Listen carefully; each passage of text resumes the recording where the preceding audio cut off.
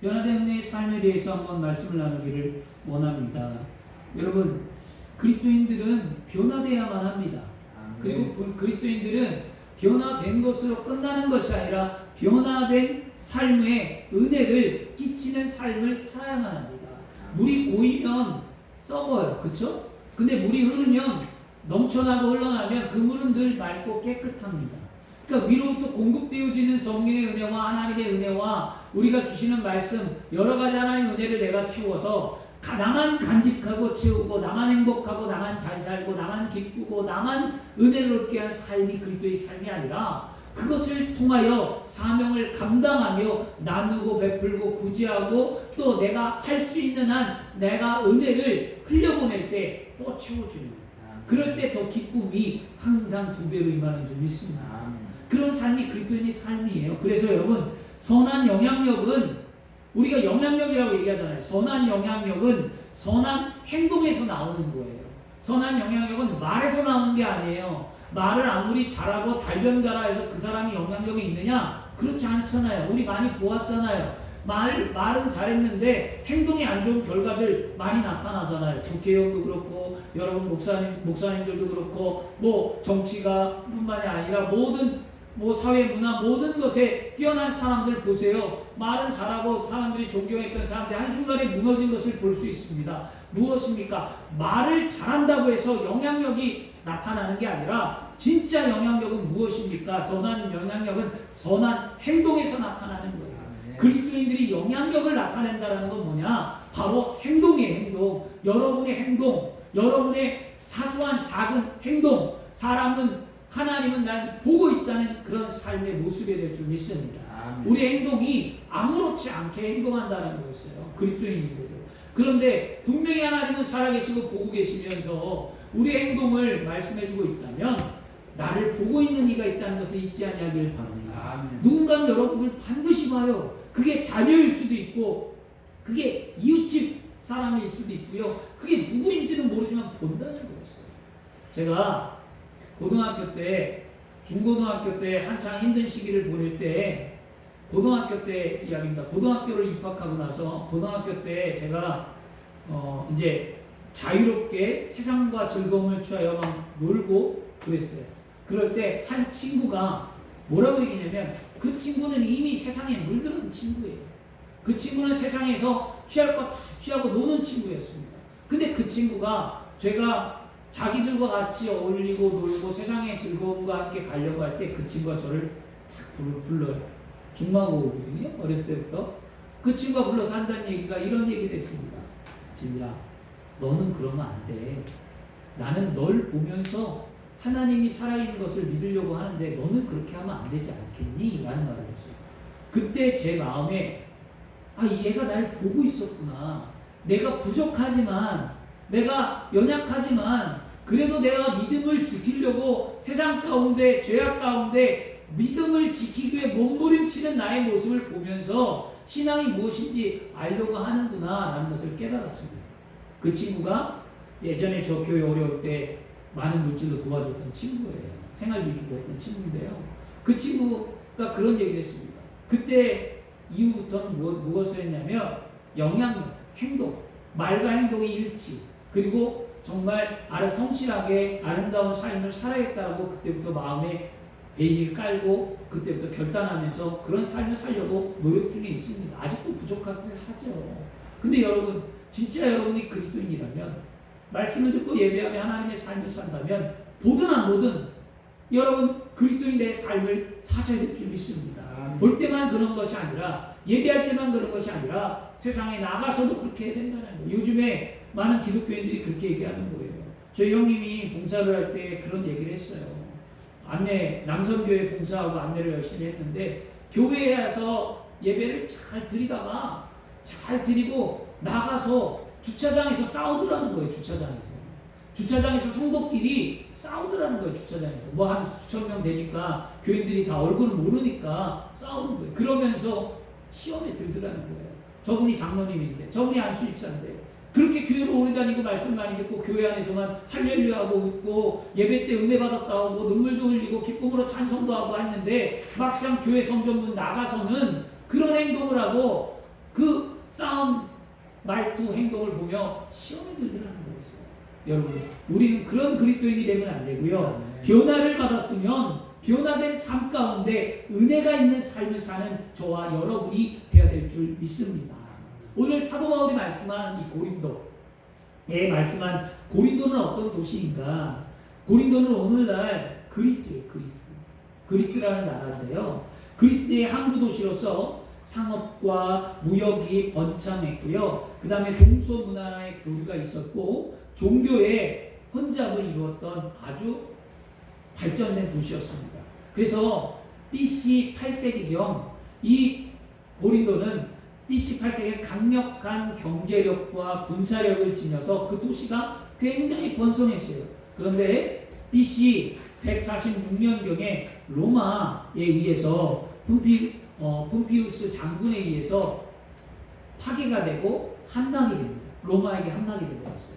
그런데 로마에 함락돼서 다시 재건을 해야 되는데 할 길이 없어서 로마인들을 이 고린도로 이주를 시켰어요. 우리나라 옛날에 고려인들 이주했듯이 이주를 시켜서 로마인들을 다 이주한 후에 그 율리우스라는 시저에 의해서 다시 재건되고 그 나라가 번성하게 되었습니다. 그래서 로마의 황제, 최초의 황제였던 아우구스투스 황제에 의해서 그 아가야 지방의 수도가 고린도가 되었습니다.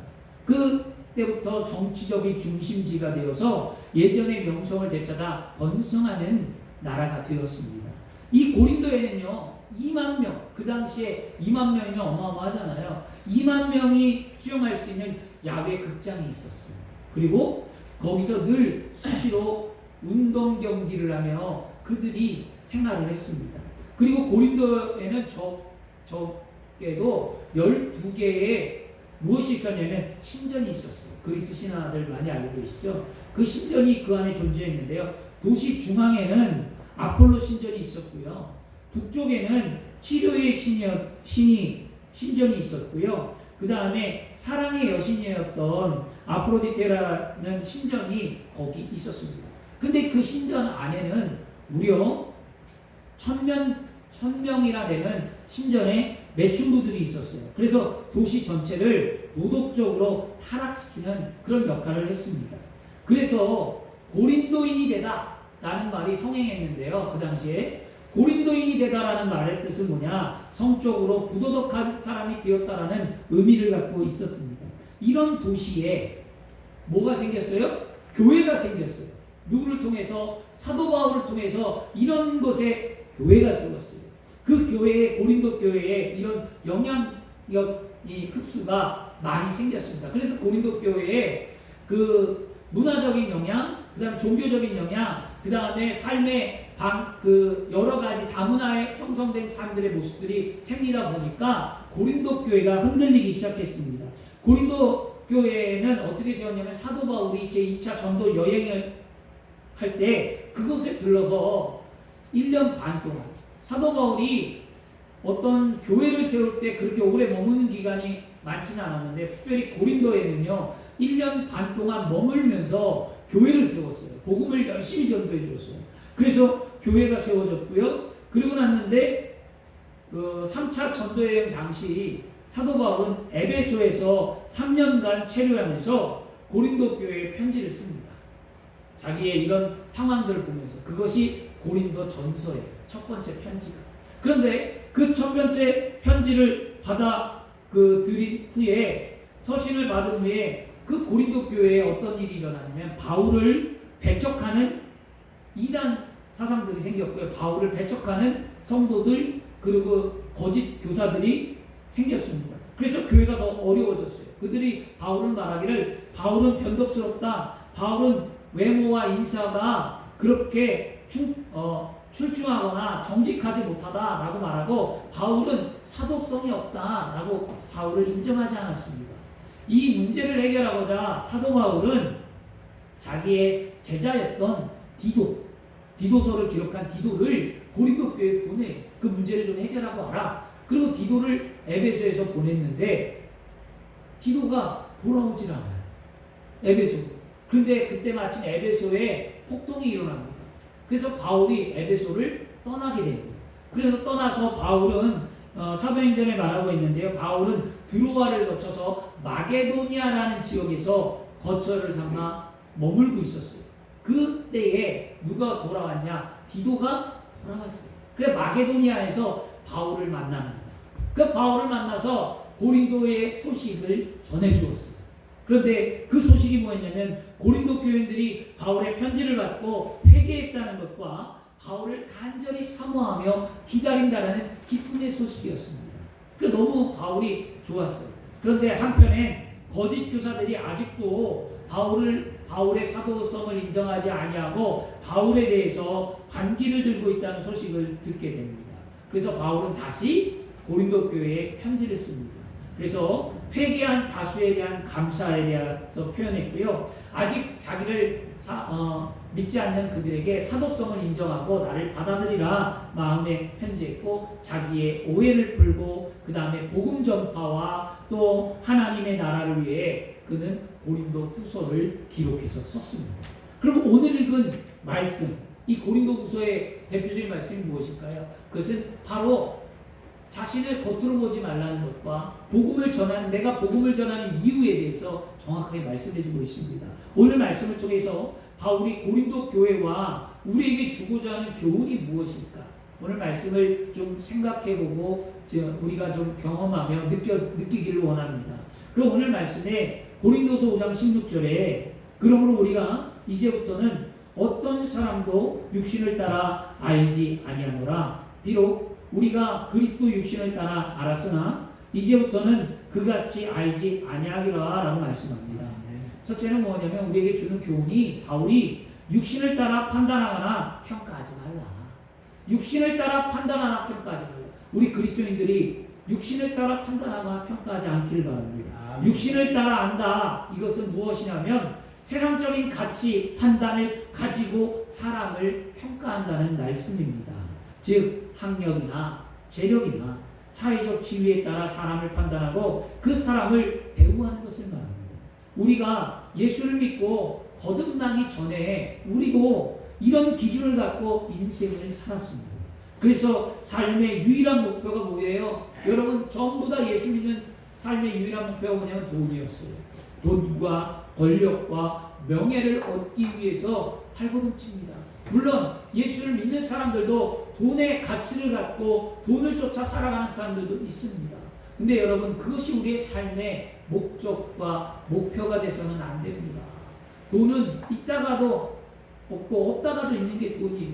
우리의 사명은 무엇입니까? 여러분 우리는 하나님이 우리를 먹이고 입힌다는 그것을 기억하시고요. 우리의 사명은 오직 하나님의 나라의 복음을 위해서 이 땅 가운데 주어진 사명을 감당하는 그리스도인이 되어야 될 줄 믿습니다. 아멘. 그것이 우리의 사명이에요. 아멘. 그것을 열심히 살고 성실하게 감당하면 하나님이 축복을 우리에게 덤으로 주시는 거였어요. 근데 내가 할 일도 안 하고 하나님이 맡겨진 사명도 감당하지 아니하면서 우리가 세상의 기준을 따라서 우리가 돈과 권력과 명예를 쫓는다면 이것은 오늘 사도 바울이 말씀하고 있는 것처럼 육신을 따라 살아가는 삶의 모습인 줄 믿습니다.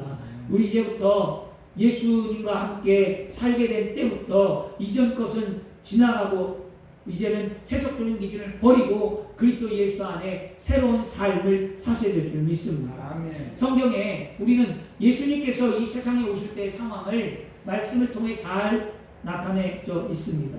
요한복음 1장 10절과 11절 말씀에 그가 세상에 계셨으며 세상은 그로 말미암아 지은 바 되었는데 세상이 그를 알지 못하였고 자기 땅에 오매 자기 백성이 영접지 아니하였느니라 라고 말씀합니다. 예수님께서 하늘나라의 모든 영광을 버리고 우리를 죽음으로부터 건지기 위해 이 땅에 오셨습니다. 그런데 예수님을 환영하고 모셔드려야 될 사람들이 예수님을 어떻게 했습니까? 배척했어요. 예수님을 믿지 않았어요. 아무런 상관없는 사람처럼 여겼습니다. 특히 그 가운데 유대인들은 예수님이 자기들이 그토록 고대하고 기다리던 메시아였음에도 불구하고 예수 그리스도를 육체적으로 판단했고 육적으로 보았기에 예수님을 메시아로 인정하지 아니하고 예수님을 버렸다는 거였어요. 그런데 예수님은 3년 반 동안 공생애를 통해 많은 기적을 보이시면서 스스로 하나님의 아들 되심을 선포하며 당시 유대인들에게 내가 메시아라는 것을 보여주었습니다. 그랬는데도 불구하고 그들은 예수님을 알지 못했다는 것이죠. 왜 그랬습니까? 육적인 눈으로 바라보고 판단했기 때문에 성령이 충만하고 영적인 하나님의 사랑으로 분별하고 하나님이 주신 지혜와 하나님이 주신 성령 충만함으로 세상을 바라봐야 될 줄 믿습니다. 예수님이 어떻게 오셨느냐? 예수님은 사회의 하층계급으로 목수의 신분으로 모양도 없고 풍채도 보잘것없는 모습으로 이 땅에 오셨어요. 이 말씀의 예언의 말씀이 이사야 53장 2절 말씀이었습니다. 그는 주 앞에 자라기를 연한 순 같고 마른 땅에서 나온 뿌리 같아서 고운 모양도 없고 풍채도 없은즉 우리가 보기에 흠모할 만한 아름다운 것이 없도다라고 말씀합니다. 이처럼 예수님은 아무 풍채도 없고 흠모할 것도 없는 것처럼 메시아의 모습, 이사야 53장에 얘기한 대로 그대로 오셨어요. 유대인들이 왜 이런 생각을 하게 되었을까? 그것은 유대인들이 세속적인 욕망과 사람의 육체대로 평가를 했기 때문입니다. 그런데 이러한 경향은 그 당시에 뿐만이 아니라 오늘날에도 있어요. 오늘날에 누구냐? 자유주의 신학자나 급진적인 신학을 추종하는 사람들이 예수 그리스도를 단순히 뭐라고 말하냐? 훌륭한 선생이다, 철학자다, 내지는 도덕가라고 말합니다. 예수님은 여러분 하나님의 아들이십니다. 예수님은 우리를 위해 이 땅에 오신 우리의 구세주이십니다. 예수님을 여러분 우리는 영접하고 믿어야 될 줄 믿습니다. 오직 구원의 길은 예수 그리스도 한 분밖에 없습니다. 이것은 예수님을 하나님의 아들로 인정하는 우리의 모습입니다. 세상과 다르게 우리는 예수님을 인정해야 될 줄 믿습니다. 한때 오늘 읽은 말씀에 사도 바울이 왜 육체라고 이렇게 얘기했냐면 한때 사도 바울도 예수님을 어떻게 했습니까? 육체로 평가했습니다. 다메섹 도상에서 예수님을 만나기 전에 사도 바울도 예수를 그렇게 했어요. 예수를 그리스도를 이단시하고 그리스도를 박해하며 어리석은 행위를 했습니다. 그러나 주님의 은혜로 말미암아 변화를 받고 새 사람이 되자 이전 것은 지났고 잘못된 기준을 버리고 자신이 이제는 하나님 안에서 복음을 위하여 헌신하고 오직 예수 그리스도를 위해 삶을 산다고 그는 고린도 교회에 말하며 자기를 부정하는 그들에게 그렇게 자기 자신에 대해서 변론하며 말해주고 있습니다. 그렇다면 오늘 이 말씀이 우리에게도 적용된다면 우리가 세상을 살아갈 때에 우리는 변화된 모습으로 예수 그리스도를 믿고 새로운 삶을 살아가야 될 줄 믿습니다. 그래서 둘째로는 우리가 얻는 교훈은 뭐냐면 변화된 새로운 삶을 살아가는 거죠. 변화된 새로운 삶. 어제가 아니라 오늘의 삶의 변화가 되고 내일의 삶의 변화가 되어야 될 줄 믿습니다.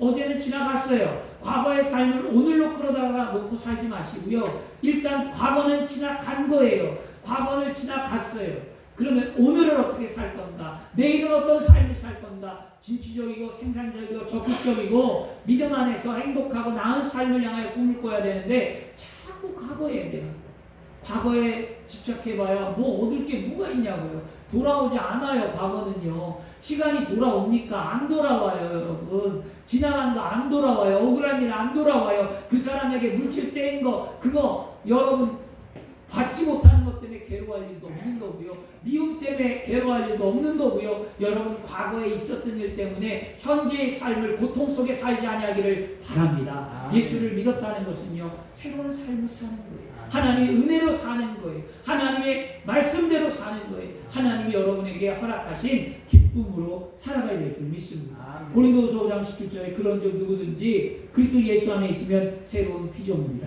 이전 것을 지나갔으니 보라 새 것이 되었다. 이전 것은 지났으니 새 것이 되었다. 사도 바울은 앞절에 이어 계속해서 변화된 새 사람의 의미를 밝혀주고 있습니다. 누구든지 즉 남녀노소 빈부 비천 막론하고 예수 그리스도를 구주로 영접한 사람이면 뭐라는 거죠? 누구나 새로운 피조물이 됩니다. 새로운 삶이 된다. 다시 말해서 부패와 죄악으로 가득하여 썩어져가는 옛사람의 구습을 벗어버리고 이제는 의와 진리의 거룩함을 지음을 받은 새 사람을 입으라는 거예요. 이게 우리의 삶의 모습이에요. 어둠의 자녀에서 변화되어 빛의 자녀가 되고 마귀의 노예의 상태에서 해방받아 하나님의 자녀가 되는 삶을 살아가는 것, 이게 우리의 놀라운 하나님 주신 은혜인 줄 믿습니다. 사도 바울이 그런 삶을 살았다는 거예요. 자기 자신을 향하여 나는 이런 삶을 살았다는 거예요. 예전에 죄악 가운데 있었고, 예전에 나는 부패했고, 나는 예전에 마귀의 종된 삶을 살았지만 나는 오늘 예수를 믿는 이 순간부터 나는 변화되었다. 나는 새 사람이 되었다. 나를 과거의 사도 바울로 말하지 말라. 그는 그렇게 고린도 교회에 편지하고 있습니다. 그리고 그 고린도 교인들에게도 과거를 향하여 말하지 말고 새로운 삶을 살라라고 권면해주고 있습니다. 이 하나님의 극진한 사랑, 우리는 더 이상 지나간 옛사람 일에 연연해서는 안 됩니다. 왜냐하면 성경은 이렇게 또 말해줘요. 요한에서 2장 16절 말씀에 이는 세상에 있는 모든 것이 육신의 정욕과 안목의 정욕과 이 생의 자랑이니 다 아버지께로부터 온 것이 아니요 세상으로부터 온 것이라고 말씀합니다. 또한 로마서 8장 12절에도 그러므로 형제들아 우리가 빚진 자로 돼 육신에게 져서 육신대로 살 것이 아니니라 라고 말씀합니다. 그러므로 우리는요 육신의 정욕과 안목의 정욕과 이 생의 자랑에 매어 육신의 요구대로 살지 말고 예수 그리스도를 믿고 변화된 하나님의 자녀의 몸된 행실을 가지며 여러분 세상에서 우리를 죽이고 하나님의 영광을 위하여 성령의 인도함을 받아 승리하는 삶을 살아야 될 줄 믿습니다. 아멘. 이게 오늘 우리 사도 바울이 주고자 하는 말씀 메시지였어요. 그런데 저는 이제 이 말씀을 통해 두 가지 교훈을 줬잖아요. 사도 바울이 무엇이냐면 육신대로 판단하지 말라. 그리고 또 하나는 변화된 새로운 삶을 살으라는 거였어요. 그렇다면 저는 이 말씀을 통해서 그렇다면 예수 그리스도를 믿고 구원을 받는 우리가 육신적으로 판단하지 않고 변화된 삶을 살기 위해 어떻게 해야 할까? 육신적으로 생각하지 않고 변화된 삶을 살기 위해 나는 어떻게 신앙생활을 해야 할까? 고민해보고 생각해보았습니다. 그리고 사도 바울은 오늘 고린도 교회에 편지를 쓰면서 자신이 육신적으로 삶을 살았다가 이제는 예수 그리스도 안에서 새로운 삶이 되었다라고 선언하면서 자기 자신에 대해서 말합니다. 그리고 그는 복음을 위해서 살았잖아요. 어떻게 사도 바울이 그런 삶을 살 수 있었을까 생각해 봅니다.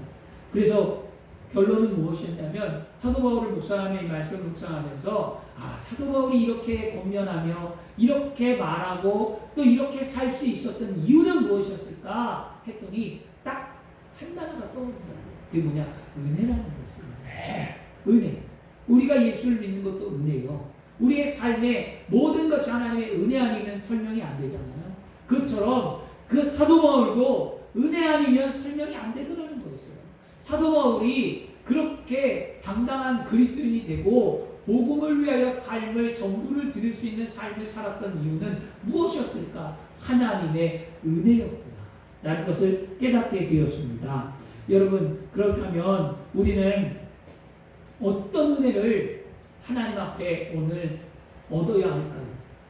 오늘 우리가 육신적으로 살지 아니하고 변화된 그리스도인의 삶을 살려면 우리가 하나님 앞에 은혜를 얻어야 되는데 그 은혜가 무엇인가? 그것은 바로 바울이 가장 큰 은혜는 예수 그리스도를 만난 은혜였습니다. 오늘 우리에게도 예수 그리스도를 만나는 가장 큰 복된 은혜가 임해야 될 줄 믿습니다. 예수 그리스도를 만나는 것, 살아계신 주님을 만나시길 바랍니다. 예수 그리스도는 어제나 오늘이나 동일하셨다고 한다면, 예수님이 살아계심을 믿는다면 우리는 오늘 예배 가운데에 지금 이 순간에 주님을 만날 때에 살아계신 주님을 만나는 거예요. 과거의 예수를 만나는 게 아니에요. 2000년 전에 십자가를 지고 돌아가신 그 주님을 만나는 것이 아니라 부활하시고 영원한 나라 하늘나라에서 나의 처소를 예비하시며 나를 기다리고 나를 만나기를 소망하는 그 주님, 그 살아계신 주님을 오늘 우리는 만나야 될 줄 믿습니다. 우리가 살면서 만나게 되는 많은 만남들이 있잖아요. 그 가운데 하나가 뭐냐면 스승이에요. 이끄는 자를 만난다고 얘기하는데요. 나를 바른 길로 인도해주며 이끌어줄 수 있는 스승과 만남은 인생의 가장 큰 축복이라고 말합니다. 한번 살펴볼까요? 만남이 중요하고 소중한 이야기들이 세상에도 많고 성경에도 많더라고요. 헬렌 켈러의 탄생이 있기까지 누가 있었습니까? 설리반이 있었잖아요. 선생님 설리반의 만남이 있었습니다. 농구선수 마이클 조단이 있기 전에는 딘 스미스가 있었습니다. 그리고 철학자 플라톤이 있기까지는 소크라테스라는 스승이 있었어요. 여러분, 알렉산더 대왕 세계를 제패했던 그에게는요, 아리스토텔레스라는 훌륭한 스승이 있었습니다. 성경으로 돌아가면 룻, 예수님의 족보에 이름이 기록되었던 이방 여인 룻에게는 신앙의 어머니 누가 있었습니까? 신앙의 어머니, 룻에게는 신앙의 어머니 나오미가 있었습니다. 사무엘에게는 제사장 엘리가 있었고요. 여호수아에게는 자기 스승 지도자 모세가 있었습니다. 엘리사에게는 엘리야가 있었어요. 오늘 성경이 말하는 또 한 인물 가운데 디모데에게는 누가 있었냐? 바울이 있었어요.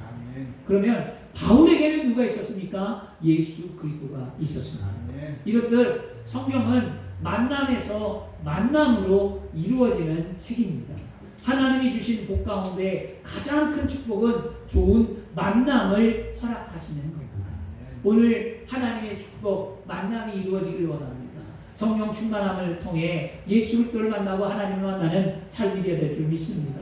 세상 사람들은 이런 만남을 뭐라고 하냐? 우연이다라고 얘기해요. 그리고 자연스러운 만남이라고 말합니다. 그러나 우리 그리스도인들에게는 모든 것이 하나님의 계획하심과 은혜라는 사실을 반드시 믿어야 될 줄 믿습니다. 왜냐하면 오늘 말씀에 등장한 사도 바울만 보아도 사도 바울이 예수 그리스도를 만나서 새로운 피조물로 인생의 변화를 받은 것은 본인의 의지가 아니었어요.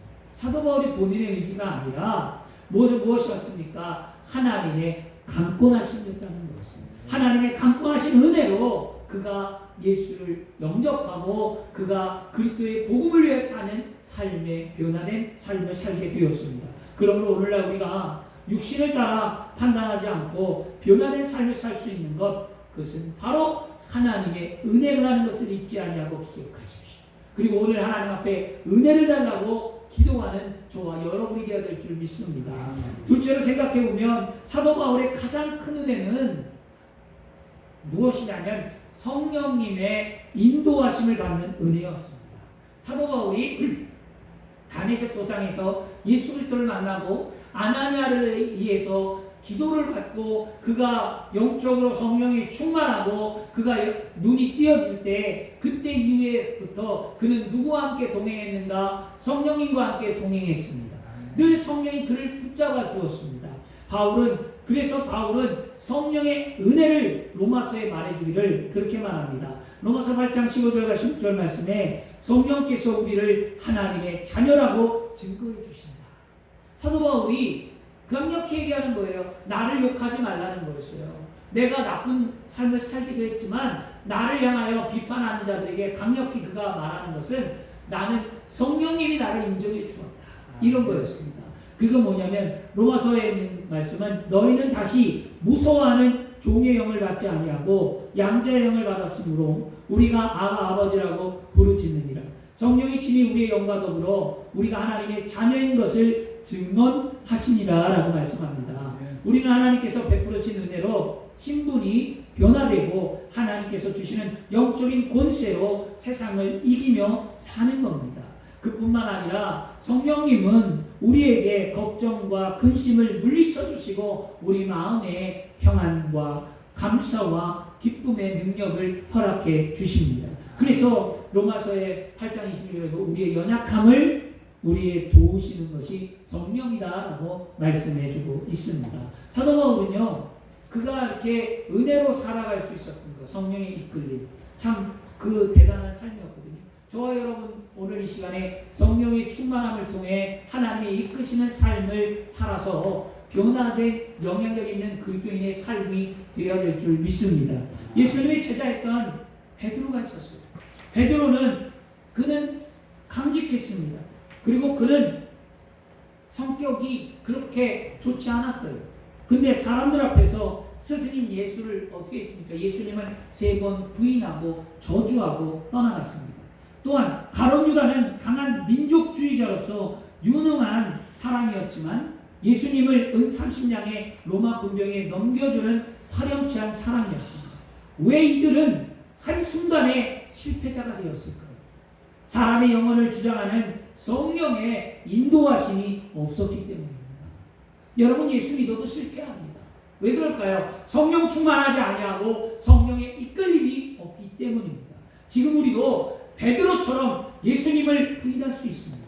지금 우리는 가룟 유다처럼 예수님을 물질과 함께 맞바꾸고 배반할 수도 있습니다.